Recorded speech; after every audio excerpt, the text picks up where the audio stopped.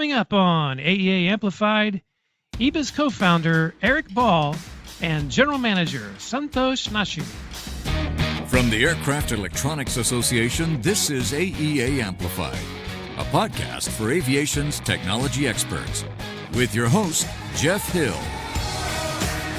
Hello, aviation friends. Welcome back to another episode of AEA Amplified, sponsored by Avionics News Magazine, the AEA's monthly publication. It's available in print, online, and mobile apps for iOS and Android devices. I am your host, and today is Wednesday, July 31st, 2024, and very cool special program on tap today. I'm joined by the co-founder of EBIS, Mr. Eric Baal, along with his general manager, Santosh Nachu. And we're here to learn just a little bit more about how this AEA member company located in Ohio has been helping avionics shops tackle their unsolved challenges now for over a quarter century. So Eric and Santosh, welcome to the program. And Eric, maybe let's start with you because you co-founded EBIS, I think when you were only 19 years old with a friend of yours, and yet here you are celebrating a silver anniversary with 25 years in business, and now you're the company's chief technology officer. So if you could just take us back a little bit to the beginning of EBIS, how and why the company was formed, and how you personally got started in the business. Yeah, so thanks, Jeff. First of all, thanks for having us. So excited to be a part of this and share the story. It's a little bit of a crazy one. So yeah, no, it started back, actually, I was a teenager at the time, living in Santa Maria, California, and I met a guy down the street, slightly older gentleman, Michael Lentini, and then he had an airplane at the time. He had a Beechcraft. So we'd go flying around in that sometimes. I'd do some work for him, like graphic design stuff, just miscellaneous computer, just whatever he needed, essentially. And then he's like, one day we're going to do something together. I don't know what, but we're going to do something. And so I went off to college, went to Santa Clara up in the Bay Area. I was in computer science. And then he calls me a little bit before spring break, and he's like, hey, I bought a repair station. I'm like, what? Why did you buy a repair station? He's like, well, I couldn't get any work done on my aircraft, so I just bought a repair station to work on it. But there's no good software out there. Everything's a disaster. So he's like, hey, can you come home over spring break and help me write something just to kind of track what I'm doing? So just totally naive at what that meant, actually. Came home over spring break, didn't go to Cancun like everyone else, decided to come home and started writing something. He gives me FileMaker. So this is, 1999. So there's like the internet, the Google was in beta at the time when we were doing this, just to kind of show. So EBIS might be older than Google officially. I don't know. I guess we're about the same age. But so I started following the technicians around. So we always start at the shop floor. It's like, how do I learn about this business? So we would follow the technicians around. I'm like, what are you doing there? It's like, oh, we're adding time to what we did the day before, and they're writing things on pieces of paper and basically on napkins, or it was completely disorganized how they were doing it. Then they would take that information, send it to give it to the secretary, who would then write it up, who would then put it in. It's just crazy, right? So we started really focusing on that aspect of it. And then it started getting into parts. Like, well, they've requested this part. Like, I need to send this out for a purchase order. And just, inventory, parts labels. It just really kind of expanded from there. But our focus was always at the shop floor level. So we did this for a couple months, just kind of back and forth, went back to school, came home over the summer, worked on it. And then some people started to see it. They're like, hey, this is good. You guys should sell this. We're like, maybe. This is interesting. So we had a couple articles written up at the time, and then we ended up selling our first one in October 1999 to a gentleman up in Petaluma, California. And then it actually worked out nice because I was up at school in the Bay Area. He would fly down and get me on his aircraft. He'd fly me up. I'd do some work up there for the weekend or for the day, and really kind of learn about it from a second shop perspective, right? So you can already see there's some differences that would occur in the software based off of how you run your business. So then when we started thinking more about configurations, it's it's got to be easy to use. I had a little bit of a graphical background, was very always interested in like graphic design and like visuals. So to me, like the UI was always very important, had to be easy for technicians. Nowadays I always joke, it's like getting an iPhone. You just turn it on, you just want it to work and kind of know instinctively where you want to go without needing a lot of training. So I think I've always kind of gone at it from that perspective. So then, continue to build the system. We sold our second one to a jet center. So once again, we have like Michael's shop, another facility kind of like Michael's but different, and then we have a jet center in the mix. So now there's all like things you have to do with jets and turboprops and all this other stuff that is much different. So it really kind of started to understand like the little nuances within like the industry. And okay, you're a repair station, or you work on aircraft, but there's so many little subtleties to that. So we just kind of kept doing that, expanded over time as from the customer base. But Michael, we'd fly around, him and I, we'd fly up and down, especially California. Right, the Bay Area had a lot of different places, Palo Alto, up in like Sonoma, San Diego, just all over the place. We'd fly around there and just really boots on the ground, like talk to people, really understand what they were doing. So we just really kind of continued on this path for quite a few years, really. I mean, it was, started in 1999. We rewrote it a couple of times. 2005, 2006 was the last time I rewrote the whole thing by myself. And it's funny, it was just Michael and I. So we always joked, it was like, keep it small, keep it all. It was like the joke back in the day about it. And then, our conversations like, hey, Michael, I think we should rewrite this. And he's basically like, okay. Like that was our corporate meeting about like a rewrite, essentially. So really kind of just trusted me from the technology standpoint on it. And he would really, handle the sales process and so on. So, when we started getting bigger customers, like bigger manufacturers on the aircraft side or up and coming manufacturers, just, some pretty cool names we were getting throughout the process, helicopter shops. So I think we ended up with like 300-ish or something like that customers, good amount of, which was crazy for just Michael and I. So we basically supported it this whole time. And then, we also had like a ground support version of it that we worked with some of the commercial airlines on as well. So we really kind of like split the focus on that. So at about like 2015, 2016, we started getting more approached from like companies like, oh, can we purchase you? And like we were never really out for that. It just kind of organically grew, right? Like over the previous 15, 19 years.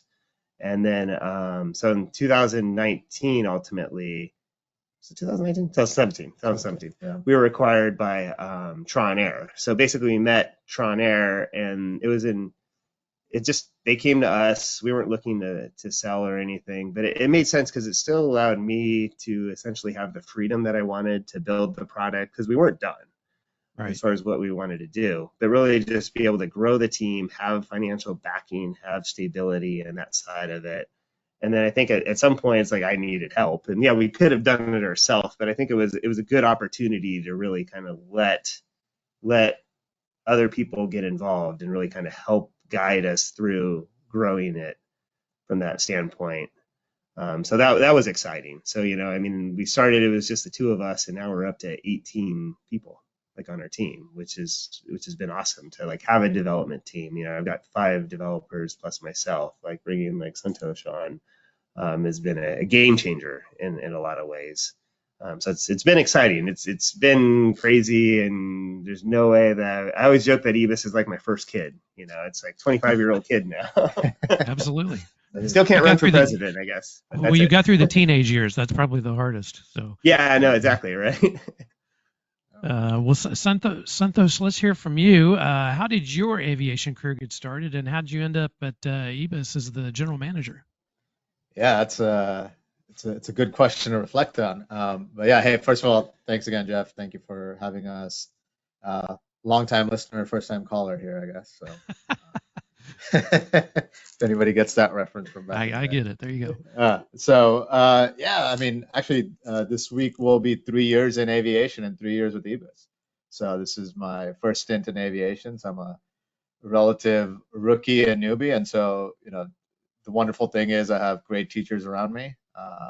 including our customers. And so it's been really fun to learn from that perspective. But I'm an engineer by training, and so I think aviation always has kind of that allure when you're an engineer and think about just flight as a whole. So it was something that was always in the back of my mind, and so like I've been reflecting on it more recently, and there was always this itch to be in aviation, and I think this kind of just was serendipity here, and it worked out well. But it was actually through a network for my previous company that I had this opportunity where the former CEO of Tron Air was a good friend or colleague, a former colleague of a very close mentor of mine.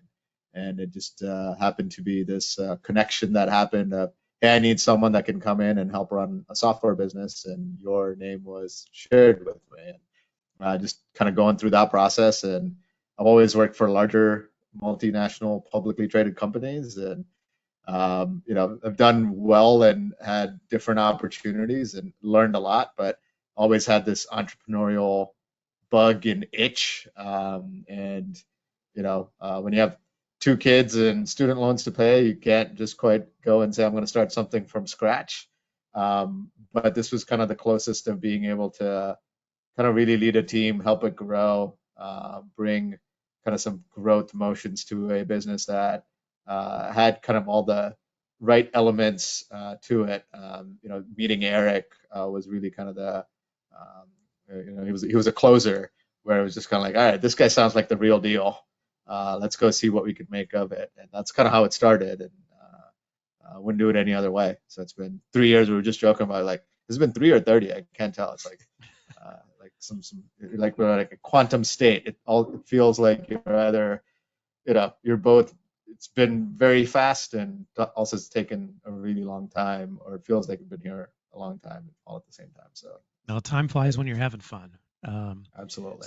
So let me drill down and ask you both. Tell me a little bit about the exact capabilities of your software. I'm curious, how exactly do you help AEA members, avionics shops with their operations? How does it work?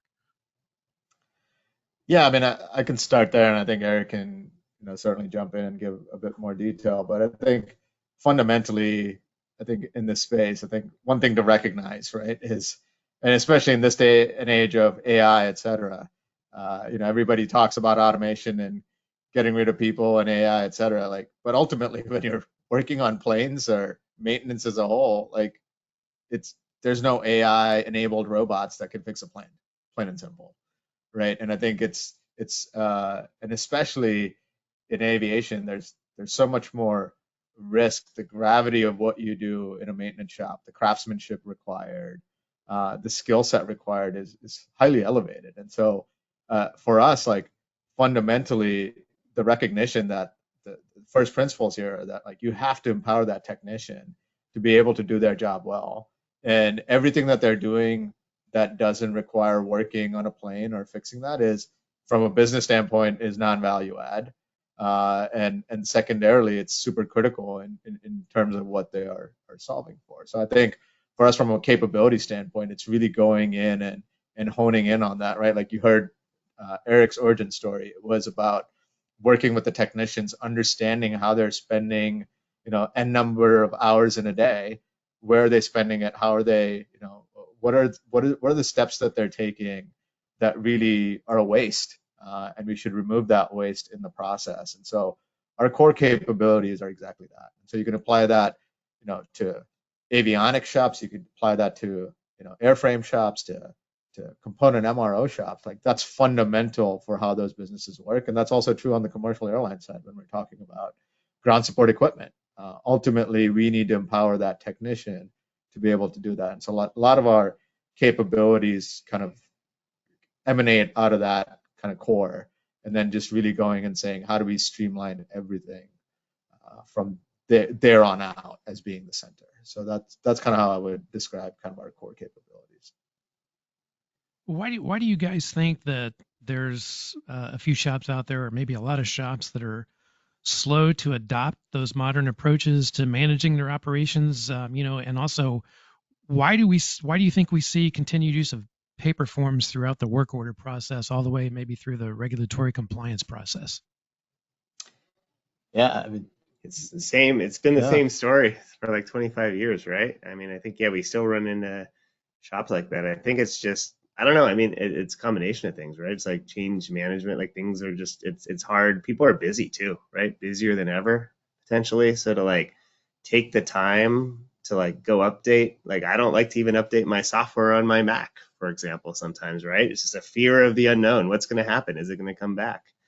But I think that's part of it, but I think at the same time, there's the understanding of if you do make that jump, things will get better. I could think of like an earlier customer that we had who had always joked that he had never been home at night before like 11 or 12 o'clock because he was just buried in invoicing. And then he's like, hey, look, he called, he was our third customer. He's like, I called up, like he saw an article about it. And he's like, he flew me up to Oregon for it. And then, he spent like a week going through getting him set up. And he called me like a month later and he's like, I just want to say thank you for just being able to like come home and actually have time to see my wife and just be more like he was just getting more proactive with his business. He wasn't as reactionary. He's just always buried in things. So I think that's just, it's hard to have people, I think, get to that point where they need to understand to make the jump, which is understandable, right? Like everybody's busy, everybody has other things at play, but I think it's something that at some point we're seeing more and more people obviously are doing it, but it's still crazy. I talked to the sales team and they had come across these examples. I'm like, man, is this like 2000? Like what year is this?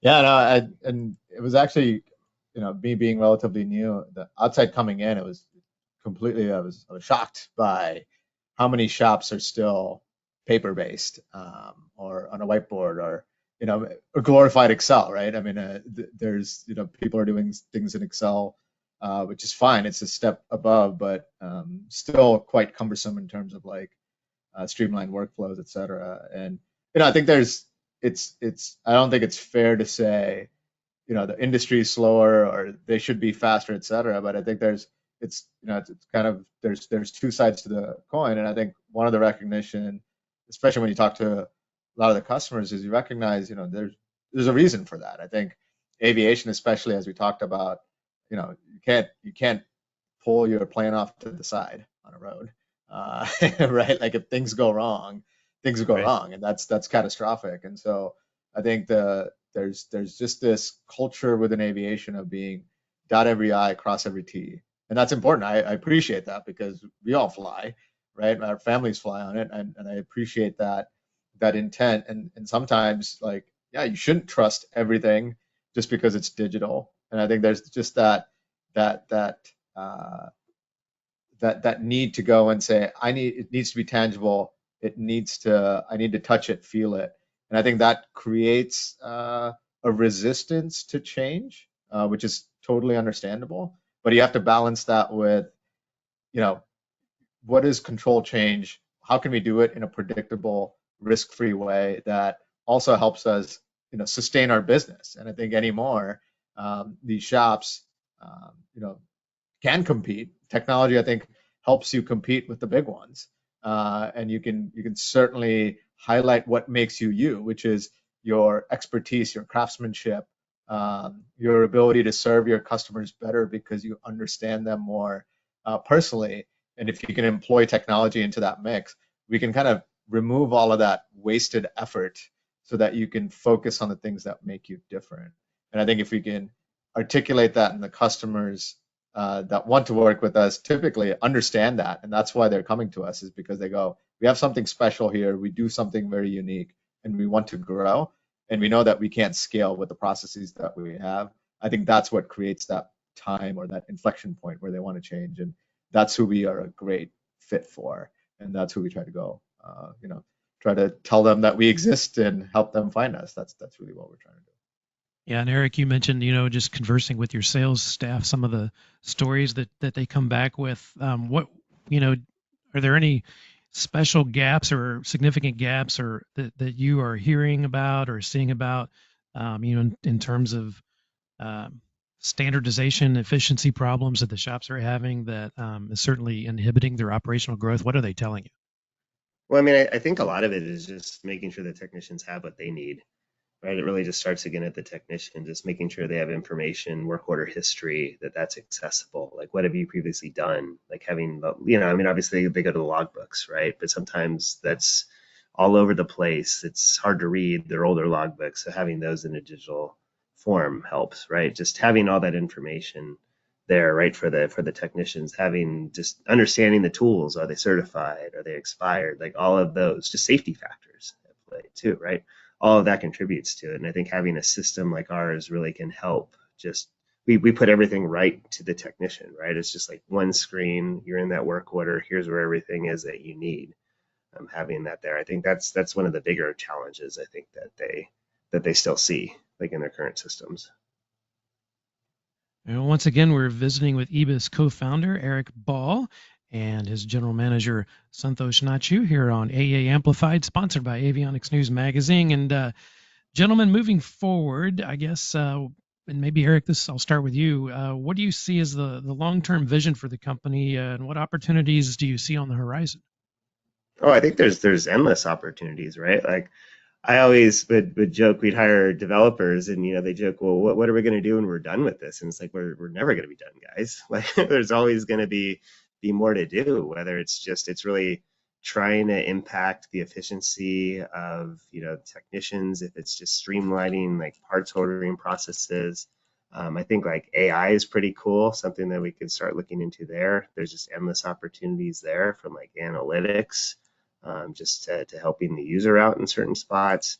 I think there's just trying to find ways to really like help expand the businesses as far as being like profitable, just doing things quicker, just how we started really, right? Like it's just taking that from the technician level and helping the other spots of the operation as well, like helping accounting out, helping recover money faster from customers, helping their customers understand what's going on. I think it's just truly endless when you get into it. So it's exciting from a technology standpoint. Now we're on the web. You could get to it from anywhere. So that really, we have such an exciting framework of what we've built using like the latest technologies. We use stuff that Facebook uses for how we do the front end, right? So I think that really opens us up to having a lot of these capabilities. So really, it's just digging into it and getting more done, right? So it's really this is an evolution of what we've currently been doing, essentially. Yeah, I mean, if I may add to that, and that's, I think, in a nutshell, it's going back to our roots, right? I think why fix? I mean, the differentiation that Eric and Michael were able to create in the marketplace, like there's an obvious need, right? They felt the need and they were able to solve for that, and their roots have always been, helping someone like a Michael. Michael needed a solution to help his business become profitable, and once again, our first principles are, we understand that the technician is at the center of that, and that's where our focus has been. But there's so much more opportunity, right? Like as you're growing as a business, now you have a sales team, now you have a DOM that's not only trying to focus on compliance, but is also focusing on how do I ensure that my technicians are the most efficient, are being productive, have the training that they need. Like how can we get more planes in and can work on different types of aircraft? How do I help with cross training?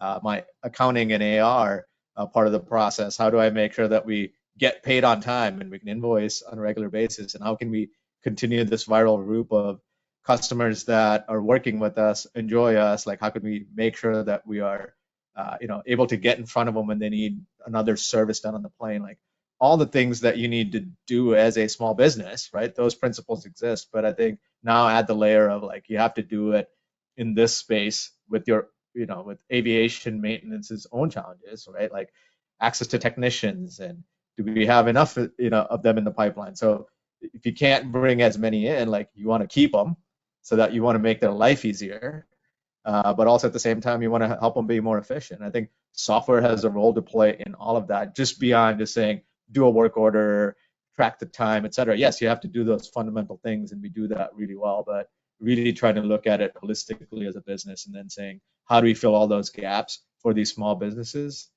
within that, within aviation maintenance, aircraft maintenance, doing an A&P shop or a Part 145. There's a lot that they can really leverage from a technology standpoint. And who better to do it than the people that work with them on a daily basis? So That's that's what I was really just going the to ask. Yeah, I vision. was just going to ask you about that because everybody in our industry talks so much about technician shortages and the labor shortages. So it sounds like then the product, the service that you offer will be able to help shops address the technician shortage or the knowledge gaps that are out there. Is that fair to say? Yeah, I mean, we have a role to play in that for sure, right? Like, so, if you think about it this way, you have a certain amount of capacity in terms of how many technicians that you have. There's only so many days in, so many hours in a day. And if you're spending those hours doing things that you're not billing for, that's opportunity cost that you're losing. And that could be in the form of, oh, I got to go find a manual on how to solve for this problem. Or as Eric said, I know we worked on this type of plan or with this customer before. What did we work on? What were the parts that we used? Now I got to go talk to the parts person. Like all this wasted effort in that 8-hour day. With technology, we can bring all of that in your workflow at your fingertips. Our stuff works on a phone. I can be walking around by with my toolbox or with my iPad or a tablet, and then just be able to look up all this information and flow directly. Now I'm saving a whole bunch of time that now I can, instead of having to hire more technicians to get more capacity, and I'm just getting more productive with the ones that I have. But then you add additional data such as like, okay, well, it should take n number of 5 hours to do this one job. Collectively, how long does it take us to do this type of job across our whole workforce? Are we at 6 hours? Are we at 7 hours? Oh, maybe Joe is doing it in 3 hours, and somebody else is doing 6 hours. Like, what's Joe doing that's different than Michael?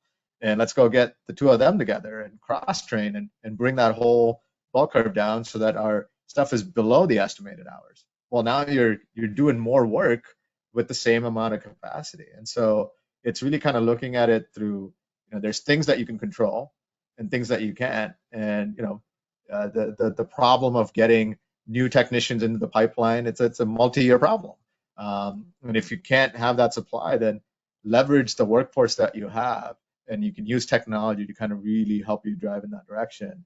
And we're constantly thinking about how can we help, move that needle for DOMs on a regular basis and owners. Well, hey, as somebody who does a podcast, I've also noticed that EBIS has started your own podcast. Looks like that's fairly new. I love the name of the podcast, which is called Return to Service. That's so fitting. But I think you recently launched that. How is that going? And where can our listeners tune into your podcast? Yeah, thanks, Jeff, for plugging us in, and appreciate that. Yeah, and we have phenomenal team members. We have Dave Baroy, who leads up our marketing in title, but he does so many other things. And then we have Chris Hine on the team as well, that had run a couple different podcasts before and had his own podcasting business on the side. So having him on the team has been a huge help. So the two of them are the masterminds behind it, and the name as well.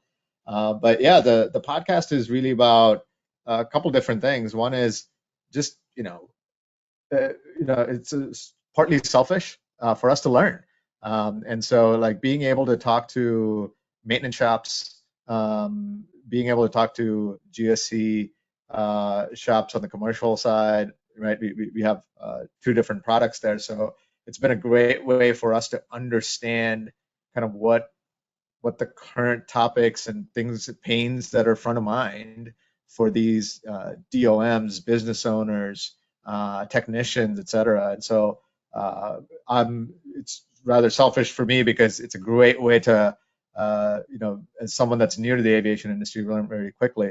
But we've also, just recognized that like, hey, it's a small community and everybody's facing these challenges, and it's a great way for others to learn not only about how they can streamline and do things more efficiently and productively, that's certainly part of it, but even just understanding kind of the challenges of the business as a whole, and what are folks doing there to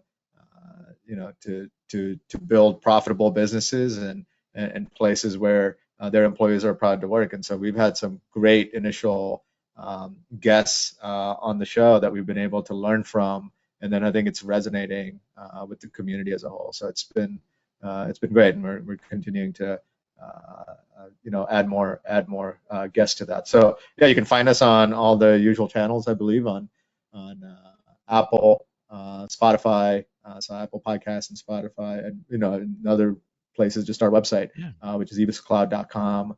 Once you get there, we have a podcast channel where we do video form as well as audio, and so we have some transcripts there. So it's a great way to kind of go through and learn what we're talking about. So appreciate the plug. Yeah. Well, hey guys, before we let you go, it's time for our lightning round, which is our final 4 questions. It's sponsored by Avionics News. So we're just simply looking for the first thing that comes to mind, and maybe why you feel that way for each of our final 4 questions. So this is the hardest part of the podcast. You guys ready? Oh boy, here we go. All right. Question number 1. You guys can go in any order you want here. Maybe I'll start with Eric first on this one. What's one thing that has happened in your business venture that you did not expect? I'd say like the whole thing, right? No, I mean, I think just taking it from starting and just, following these technicians. If you told me that, hey, you're going to follow these technicians around, and then 25 years later, you're going to have like major commercial airlines, you're going to have major players on the MRO side, you're going to have a team of 18. It's crazy. Like just that whole process has been quite an experience. And it's funny, I don't really take a lot of time and reflect about it. But one day I hope to. Now it's always like on to the next thing, right? So it's just this continual evolution of like, let's just make it better. Yeah. How about you, Santosh?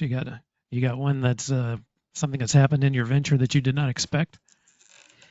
Yeah. I don't know. I think very much in line with Eric in that I think our the last couple of years have been a lot of effort, right? So one of the things that I don't think we quite mentioned explicitly is that we rewrote the whole software again, right? Back in 2019, 2020 timeframe, moved the application from an on-prem solution to a completely cloud-based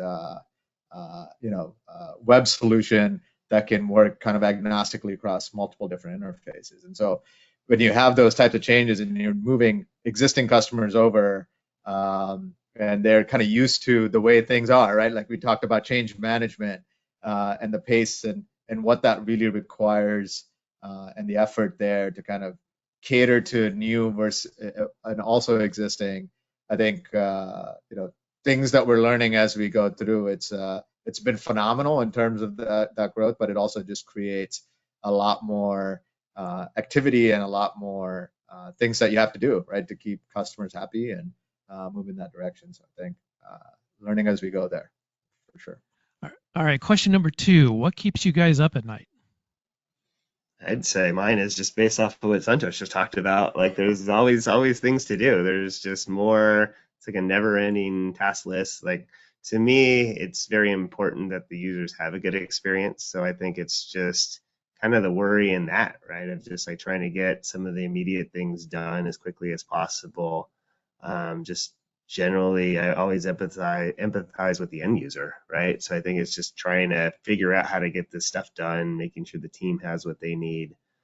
That's always like a primary focus of mine, to the point where, I don't sleep. I'm notorious for not sleeping among the group. So I'd say it's more what, I'd say like I don't stay up at night. I'm always just up at like 3 a.m.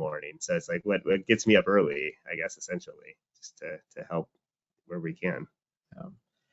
Yeah, and I think that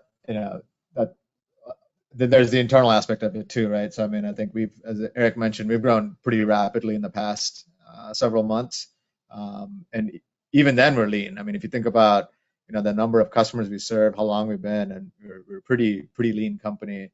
So we have some phenomenal team members that take on a lot. Everybody wears multiple hats, and I think with the relaunch of the software and migrating a whole bunch of customers over, bringing new customers on, dealing with all the things that they need. It's just it's a recipe for burnout, right? And so for me as a general manager, that's always front of mind, back of mind, everywhere. Just how can we continue to help our team members do their best work without also just completely burning them out. And that's the focus for me.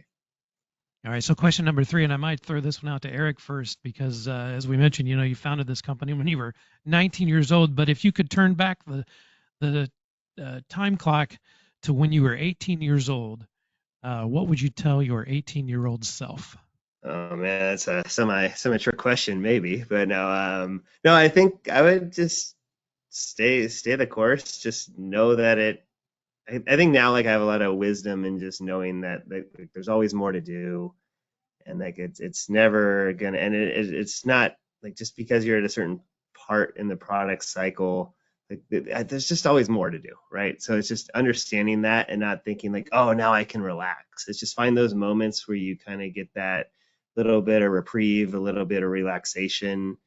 Just take those, just enjoy those more, like when you're younger. Because I think, back when I was younger, I was very just stressed all the time about all this, and now I'm starting to understand, like, look, there's always stuff to do, and it doesn't mean like there's urgency to a point, but you gotta, like, you spend time with your family, spend time with your friends, and I always try and balance that. But I think that there's, you don't truly realize it till you're older, right? So I think it's just, I don't think I'd really change much though, honestly. I think I wouldn't go back and say, oh, don't do it, or like, do it different, sell it earlier. I think like it was all part of the process, like understanding, and you need that growth, you need that pain, to really have that unique understanding, and it's been a crazy experience. So I don't think I really change it or tell myself to do anything different. Yeah. How about you, Santosh? Yeah, I mean, actually, my path has been kind of more of a predictable path of, going to school and going and saying, okay, do well there academically and then get a job, et cetera. So I really wish, like, looking back, and especially, more working with Eric and this experience, really just going and saying, take more chances. Like 18, like now that I look back, like a lot more to lose now, right? Like back then in 18, when you were 18 or 19 or 20, just rather than trying to go down a path of, always with this notion of, oh, I will learn more doing this so that I can do this something else better next, versus just going and saying, just go and fail more. And I think that's what I would tell myself is, in a way, envious of, though I'm absolutely recognize that Eric probably went through hell and did a lot, but he also learned a lot of stuff very, very quickly taking the path that he did.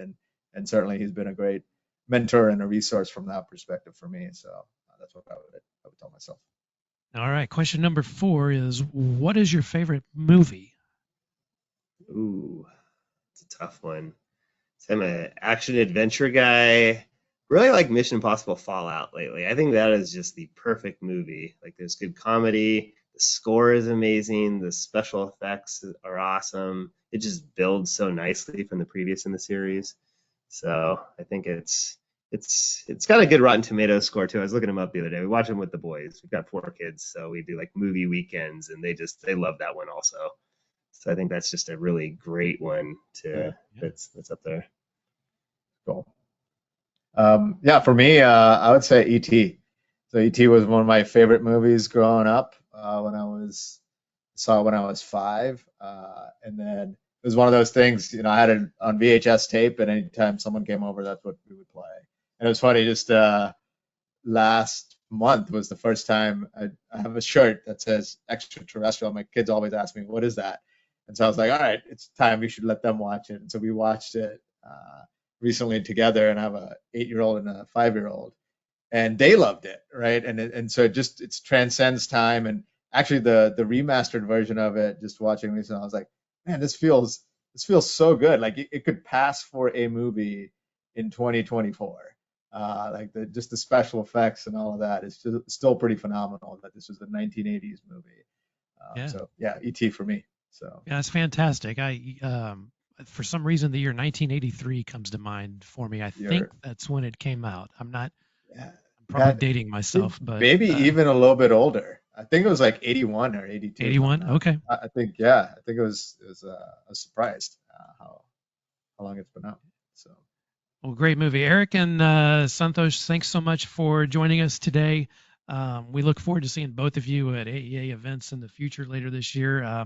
Is there anything else that either of you would like to share with our listeners that we haven't covered yet? Yeah, I got one. So it's our 25-year anniversary, right? So we had to do something special to thank the community. So we have a 25-year promotion going on right now. And us being a web-enabled, mobile-enabled application, we're giving away some tablets as part of a yearly subscription. So we have that on our website. So if anybody has been thinking about, hey, how can I, streamline the operations better? How can we get more digital? How can we get more efficiency with the team that we have? I think this is the perfect time to come engage with us. So I would love to share that. So ebiscloud.com is where you can get more information. And we have a phenomenal team ready to help you see if we're the right fit. And if we're not the right fit, we'll let you know as well. So that's what I'd like to share. Very good. How about you, Eric? Anything for the good of the cause? No, just like, excited to be on here, share the story. Thanks for having us, Jeff. And to what Santosh said, like, we definitely take it very serious, right? Like what our customers, like, we want to make their lives better ultimately. Like that's why we started this, right? Just to help technicians and help everything. And I think that I have such a personal, like, I don't know, just like it's so important to me, the whole thing, and that hasn't changed, right? It's harder as we grow the team and all that, so that's always a struggle with like growing, and that's something I should also tell my 18-year-old self, like, hey, your responsibilities change and all that. But no, I mean, like we want to make people's lives better, and just come talk to us, and well, like I said, we'll be honest about it. I think that's really important for us. It's just like, hey, you might not be a good fit because expectations aren't there, whatever the case is. But I think it's just the right thing to do. So yeah, come check us out. You don't know about us. You got it. Well, Thank you so much, guys, for your time today and for being with us on this warm July afternoon as we head into the month of August. And as you mentioned, you can learn more about the company on their website. That's ebiscloud.com. That's EBIScloud.com. So check them out for more information. And also want to tell our listeners, AEA members out there, avionics technicians, aspiring avionics professionals, that we have several upcoming training courses available that are scheduled now over the next 6 to 7 months, actually going into January of next year. We have both virtual live courses and, of course, in-person classes at the AEA's headquarters in Lee Summit, Missouri. I've also launched 2 brand new training courses. Seating is limited for each of the classes that we have, but you can learn more, see the course description, read all about it, and enroll in the class. You can do all of that all in one place at aea.net/training. And then don't forget that the AEA regional season is right around the corner. There are 6 regionals this year, 3 in the United States. There will be 1 in Canada, 1 in Europe, and 1 in Australia. So registration is open for all 6 of those. You can attend, exhibit. There's links to reserve your hotel rooms and register. You can also see the complete training schedule for all 6 of those meetings. And that is all at aea.net/regionals. And then finally, of course, do not forget about the jobs board that's out there that's got a lot of career opportunities available at locations throughout the country. And you can explore where you might land your next career at aea.net/jobs. That's going to conclude today's show. We hope you can join us again for another episode of AEA Amplified, sponsored by Avionics News, the AEA's monthly magazine available in print, online, and mobile apps for iOS and Android devices. You can check it out at avionicsnews.net. Thanks again to EBIS co-founder Eric Baal and general manager Santosh Nachu for being our guest today. And until next time here on AEA Amplified, for our producer engineer Aaron Ward, this is your host Jeff Hill, wishing you blue skies ahead. So long, everybody.